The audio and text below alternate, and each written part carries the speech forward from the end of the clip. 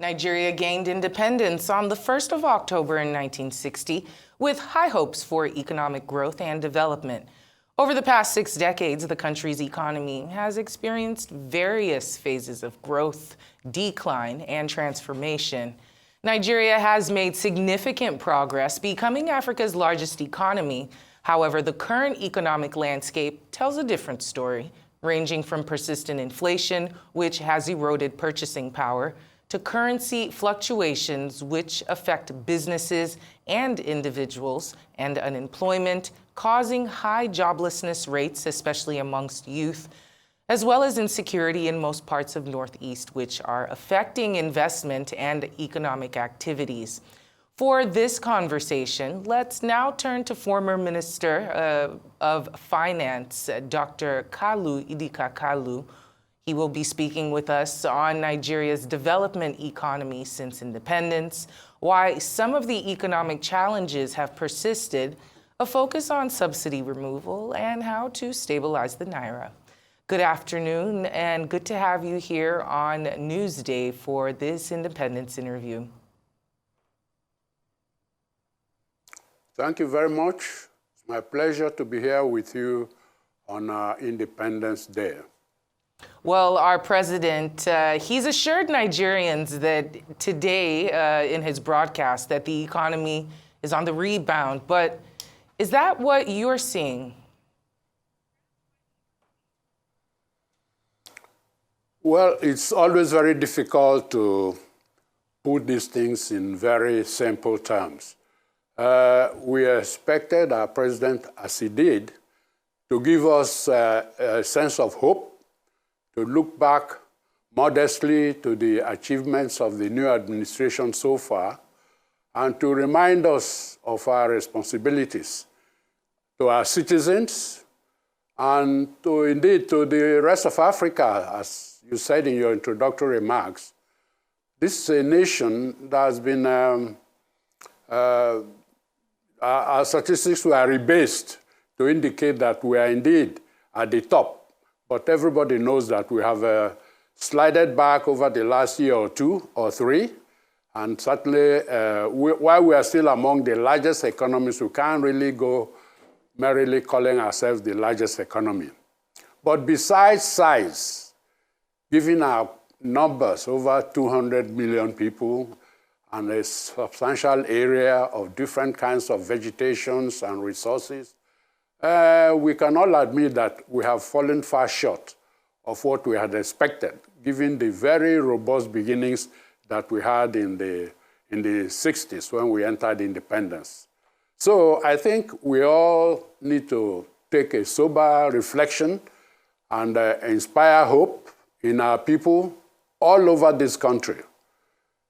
All over the country, all the ethnic nationalities have contributed to the growth so far, to the attainment of independence.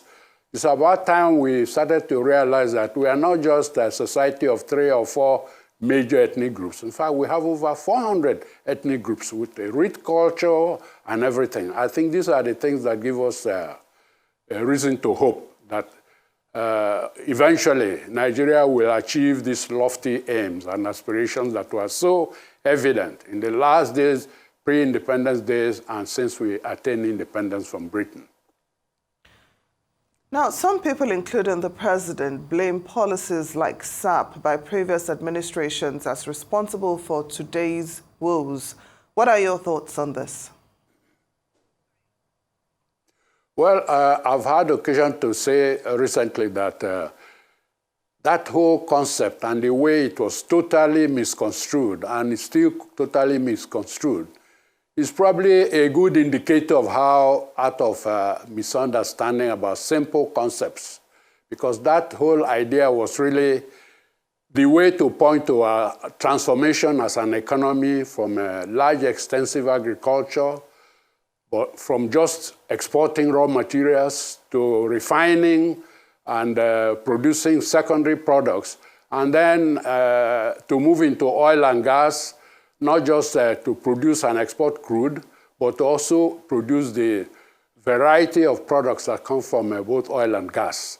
This is what the concept was. And the issue was, what kinds of policies, what fiscal policies, what monetary policies, what incentives, what kinds of manpower, what kinds of health developments, from primary health to secondary and tertiary health, to sustain this sort of labor force that will enable us to transform our people, transform our economy, transform our factories, create the kind of rich value-added structures that will move Nigeria forward. That was what the concept was talking about. The notion of SAP is really neither here nor there. It could have been called by any name, budget, plan, whatever. We had several names. And of course, it was not limited to our country. So the fact that we continue to cite it, as I say, it's perhaps the most positive indication of total misconstruing this concept that was taking place in East Asia, Latin America, the Near East, and even among the most advanced countries. Every country has had to transform, restructure, if you like, its economy to face new challenges in trade, new challenges in technology, and so on and so forth. So the minute we now understood that, maybe we'll stop referring to it as something that contributed. SAP as a three-letter acronym could never have contributed to what we did to the exchange rate by not taking positive measures, by not financing adequately, by not managing honestly, by not restructuring our industry, build the steel plant that we started in 1977 that is still on the drawing board. These are the things that have led to where we are. But as the president said, we should not despair. We should guide our loins. We should keep pressing on the plow, as he said, to make sure that while these resources are still with us, while our population still continues to grow at 2.5%, 3%, we must create the structure that will enable us to approach the ranks of the advanced countries. By 1950, recently it was projected that Nigeria will be number 3 in population behind India and China, for example. We are supposed to be perhaps number 9th in the world in terms of the size of our gross domestic product. But beyond these gross aggregates, in per capita terms, we have a lot of work to do to advance health, to improve our life expectancy rates that are still below 55, or about 30 years below those of East Asia, that were incomparable standards just 40, 50 years ago. So this is the way I see it. Yes, we have, if you can say, we have not done as well as we ought to, given everything, but we should never nail it down to a 3-letter word, which applies to every other country and applies to them till today. You restructure your economy at every level as your dynamics of your trade, your labor force, your resource endowment, and so on changes. So we should get away from this always referring to SAP, how he did this or did that. In fact, the rest of the world can hardly understand what we are talking about. Well, okay, let's discuss the subsidies, which has been a topic of much controversy this year. If you can remember back in your time, how much was being paid on petroleum products, how much subsidy was being paid on petroleum products. Do you think that the removal of subsidy was the right step to take and at the right time? Well, I think, as the president said at the time, it was about time we took the subsidy off.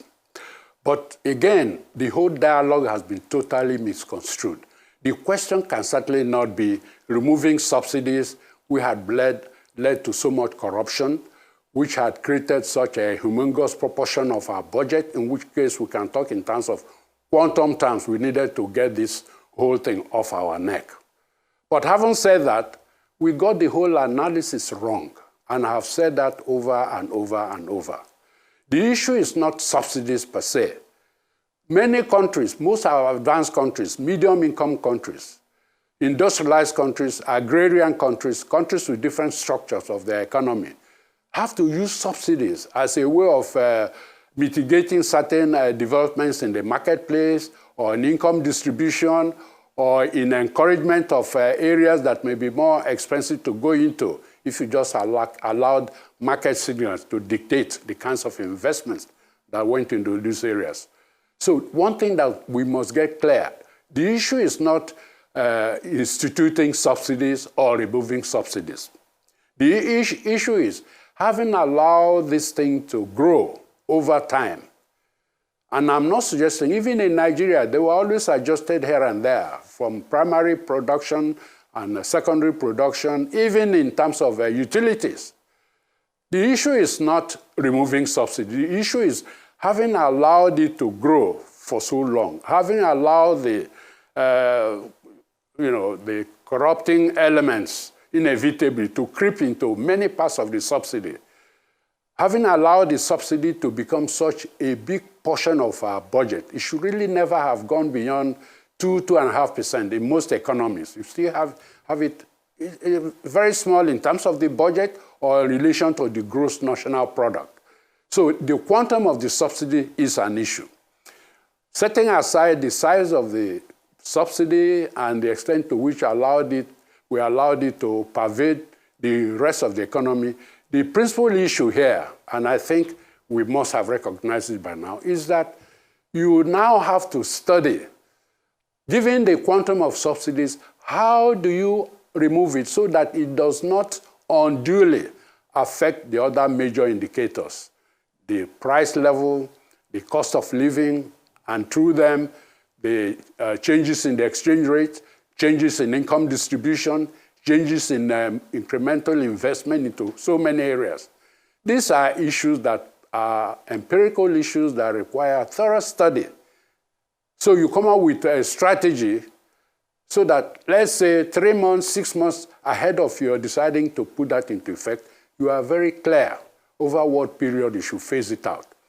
As I mentioned over and over, you could consider a year's budget or portions thereof, or in fact, a regime can come in and say, before we leave office, we will make sure that we have reduced this thing that has become a burden on the budget and a burden on the economy.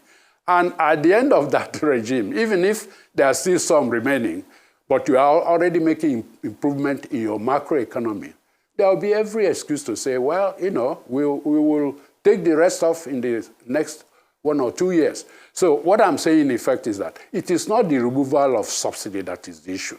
It is how do you do it, given the quantum of the subsidies, given the pervasiveness of the subsidy, and its relative burden on the rest of the economy, on investment, on consumption, on government income and expenditure, on income distribution, on resources available for infrastructures and so on. You have to take all this into account. So we should get off this debate of yes or no. The issue is not yes or no for subsidies. Even as far back as during the Jonathan regime, when it was said that, well, I had written a paper on this thing, why am I opposing? And I said, no, I didn't say you should not remove subsidy. The substance of the policy is, given the quantum, given the pervasiveness of it, how do you do it without more or less ruffling the entire landscape? Savings, investment, consumption, the exchange rate, borrowings, and so on and so forth. All of these macroeconomic variables have to be duly considered, and then you come up with a strategy, the best way to do it at the time you want to do it. But of course, as I also emphasized, the corrupting elements in the subsidy, of course, you can wake up one morning and block it, and that's what the people expect to see. You block all the leakages, people coming to the shores and saying they are carrying so many bags of salt or cement or chemicals, when in fact they are coming with empty vessels. And you can replicate these misdemeanors in just about every facet of the economy. So you have to make sure that the subsidy goes to those who want it. If it's subsidy for farmers, it goes to farmers, not to businessmen. If it's subsidy goes to industry, it doesn't go to big merchants and so on. It goes to those who directly make decisions on what industrial products to produce and how these products are constituted in terms of domestic resources and imported material. So it's not something you banish in 1 minute. And in fact, no country that I know of, whether America or Russia or Argentina or Brazil, have banished subsidies. Many modern economies are continually coming up with new forms of subsidy, as long as it contributes to helping, if you like, the growth path and to give time for some adjustment in consumption changes or some adjustments in technology of production in just about every primary, secondary, and technology sectors. So that is my view on that question. It is not a yes or no issue, and it was very wrong for us to cast it in that mode. Now, in the meantime, there's been an argument that has lingered over petroleum products pricing. In your own analysis, will the cost of locally refined products be higher than imported ones if all our refineries were working? Well, it's a very important question. If you may recall, I headed the refinery study under the Jonathan administration. And on this day that we are celebrating, it is very important for us to face the truth. Where we make mistakes, we should come out and admit our mistakes. The report that we prepared, I cannot tell you, I cannot positively say it did not see the light of day, as the saying goes, but I'm aware that the major recommendations were never implemented. We were supposed to build 3 new greenfields, as they are called. These are new refineries in 3 locations, perhaps close to the size that Dangote has put up in Lagos, in Kogi and in Bayelsa. We were supposed to license 6 to 7 modular refineries to supplement the new refineries. We were supposed to privatize, or we recommended the privatization, which means you allocate the ones that are costing us so much in the budget in all these periodic turnaround maintenance or all kinds of other expenditures that the general public always wonders whether these are cost-effective allocation of scarce resources. We are supposed to privatize this too. Those who have the funds, not those who are going to go to UBA or Union Bank or Access Bank to borrow, but they have the deep pocket to pay back to government what government has been investing in these refineries, and allocate those resources to the things that we expect government to be doing: healthcare, schools, roads, and other things that impact immediately on the population. They should have the money to pay without any big strain on their resources. So that's one criterion. There are 3 other criteria which were supposed to be taken up in tandem in deciding those who will be said to have acquired these refineries. They must understand the technology, so they can best decide whether the refineries have been having problems because of the kind of technology they're still using. They will be in the best position to tinker with the technology and put in the technology that will enable them, in their own best commercial interest, to recover what they have spent in acquiring these refineries. So understanding the theory must be taken up as a requirement for those who buy it, not any group of friends or political friends or what have you. And then you allocate to them on that basis. No. Thirdly, there should be people who can demonstrate that they really have had experience in managing these refineries. Fourthly, and by no means the least, they should now tell the government, before they finally get these things transferred to them, on payment, on showing their acquaintance with the theory, and also demonstrating their previous experience managing such enterprises, that they can say, this is exactly how we want to move it forward. These are the 4 criteria that should have been applied. Well, as I'm enumerating this, you and I can see that this is not what we did. In the usual man, as you know, whatever you call it, you are giving to friends that you know, people who have political or economic clout or what have you. But this is a purely tested principle, to allocate resources that are costing government a lot of money to the private sector, to acquire it at competitive prices, and to turn it into going concerns. So going back to your question, by the time you've built 3 new refineries, set up modular refineries, and in addition, have all these existing 4 capacities in Kaduna, 2 in Port Harcourt, and the Ekpa Awori refinery, contributing to direct petroleum products and even other petroleum products besides just the one you fire your cars with and so on and so forth. We should be self-sufficient. We should be exporting, and we should be going to the variegated products, aromatics and so on, to show that we actually have this heavy endowment of gas and petrol, which has been with us since 58, when we started producing some of these things, and maybe even a little bit earlier. This is how these issues, from this day forward, on our 64th anniversary, we should begin to be more serious in the analytical framework that we bring to bear on these issues. These are not issues for political brick-batting and saying this one did this or that. And it's not really a focus on the current administration. We all know that all these problems I've talked about goes back to 3, 4, 5 different administrations. I mean, when you are talking about past, this goes back to in the mid-80s. These are simple concepts we should have taken on board. There was no reason for our exchange rate to depreciate because we had the resources. And with the resources, we had the leveraging, borrowing power to complement our resources, and our exchange rate should never have depreciated.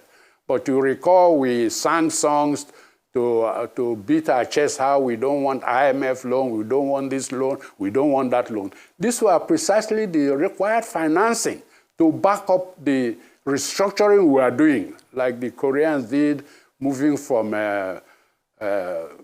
secondary manufacturing into shipbuilding and electronics and so on. And every other country has had to restructure, whether they call this SAP or by whatever name. Dr. So Kalu, these are the issues that really now, yes. Thank you for that. And lastly, before we let you go, what needs to be done? What's the future prognosis? What needs to be done in order to dig us out of this self-inflicted hole we seem to be in? Well, the hole we are in is not entirely due to economic decisions or economic planning or whatever. When we are talking about moving forward at 64, this is a very major country. By any indication, as I said, made up of so many ethnic nationalities. We should take this as a point to stop and reduce the tension in the land. Tension arising from political cleavages. We know we should have the same goals. Every Nigerian desires the same thing, whether it's from Sokoto, or it's from Warri, or it's from Calabar, or it's from Gbadu, or whatever, you know, all corners of this country. We all desire the same things. So we should have a reduction of tension arising from political cleavage, from our political processes. And when you listen to our news, half of the news is about all these shenanigans in the political process. It's about time that we started having good elections. I listened to the news today while people were deploring what happened in Edo. They were applauding what they say happened in Anambra, claims that the elections were okay. We should clean up our act in the political arena. That is number one. Realizing the fact that we are all one, we are all ethnic nationalities, the size does not matter. In fact, the bigger you are, the more responsibilities you bear to the smaller ethnic nationalities who look up to the big tripod, so-called, or four-pod, or whatever we have. There should be no more pods. We are all, regardless of our ethnic size, stakeholders in this polity. So the political thing we have to look at. And that goes to the demand for the Constitution. While we are demanding Constitution, we can improve the implementation of the current one. And the issue of whether it's the Constitution or the leadership. So that's one. Of course, a concomitant of that is the structures we have in place, the structures for law and order, accountability. We can see that that is a major issue. Aside from what's happening to subsidies or prices or this and that, people are really worried that movements are curtailed. There's so much insecurity. By all means, we should look at our security forces, our intelligence forces. We have enough resources to mobilize to make sure that we create a level playing field for security all across the land. All these are eyeing the request for investors to improve their savings and investment, and for others to come from outside of our territory. If we do not have peace and security and free mobility, we are not going to achieve very much in that area. And you can count all this before you even come to the economic processes. Of course, corruption, we might as well call it out the way it deserves. Corruption everywhere, within government, even in the private sector, even within our major utilities, even our major corporations. We have to do something about that. You cannot do something about that if there is no accountability, if there is no sanction. The absence of sanction just encourages more impunity and more corruption. So these are some of the key issues, and I believe that Mr. President tried to allude to some of this in the best way he could, but I want to make it very clear that these are the things we need to do. It's not just focusing on improving the workings of the central bank or the workings of the Ministry of Finance or the workings of planning and their coordination. All of these things will be required. And they will work better where there's improved security, where there's the rule of law, and so on and so forth. Very well said, Dr. Kalu Kalu, former Minister of Finance. Thank you so much for joining us on Newsday.